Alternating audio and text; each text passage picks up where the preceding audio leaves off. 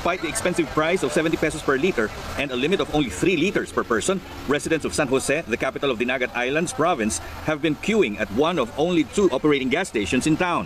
Tatlong araw na ako nagpipilas ng mga gasolina. Kasya ba? Pwede na. Mahirap talaga sa mga motor, mga transportation. In a nearby water refilling station, customers have lined up even before it opens. With scarce drinking water following the storm, some residents have already taken ill from drinking tap water, and others are trying to make sure it doesn't happen to them. The provincial government says 90% of houses in the province were totally damaged by Typhoon Odette. But for those who lost their homes, their next worry is their dwindling food supply. Nakakuha po kami ng bigas doon, may namigay po ng bigas pero basa po. Mga 3 banlaw po namin. Hinugasan po namin para makapaginabangan pa po. Mahilig pa naman siya sa gulay kasi wala nang makuha ng gulay. Wala pang gatas. Hindi pa nakatanggap ng sweldo yung asawa ko. Nabagihon pa. Only 5,000 food packs have arrived from the national government, but with the typhoon destroying vehicles in the province, as well as nearly all of its boats, getting aid to residents has been a challenge. Pinaka-nahihirapan tayo sa mobilization, access.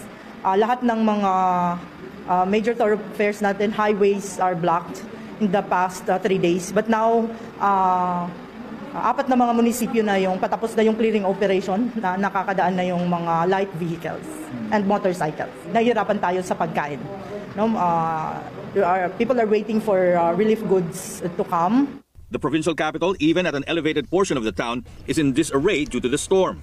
In Siargao Island, homeless residents are facing hunger and boats are charging expensive fares to bring people to Surigao City. Kami ng tulong na may pangkain lang kami kahit konti lang. Kaya yung mga bahay namin wala na, pati yung tindahan namin wala na natira. Nakaiyak ako dito yung nakita ko na yung suffering ng mga tao, yung iba nandyan na sa kilid ng highways, temporary shelter, so kailangan rin namin ng mga construction materials or even yung mga tent o temporarily while we will source out funds to help them rebuild their houses. General Luna, the island's tourism center, lost its establishments and copra-producing coconut trees to Odette. The famous Cloud9 boardwalk was obliterated. But while many tourists have left in the aftermath, one Spanish national has decided to stay and help the town recover. This is my second country. This is Siargao. This is my home. So I want to stay here. I want to help here. Meanwhile, store owners in Surigao City are buying plywood, roofing, and nails to fix their shops for reopening. Some of them have not yet repaired their own houses.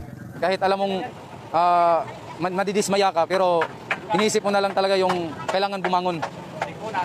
Bangon ng bangon. Kasi iniisip ko, yung nangyari sa Yolanda, bakit yung mga tao nakabangon? Bakit tayo hindi? Yun lang iniisip ko. Kailangan tayong bumangon. Bumangon tayo. The local government says residents prefer to get the construction materials as aid over food. Ang mga tao po talaga dito mga napaka-resilient, no? Hindi po talaga marunong mapagod, hindi nila alam kung paano mag-give up. So after a few days, balik naman po, mag-open po sila ng mga the usual paninda nila, nagbebenta sila, gumagawa po talaga sila ng paraan, sariling diskarte para makapagbenta, makapagkapera.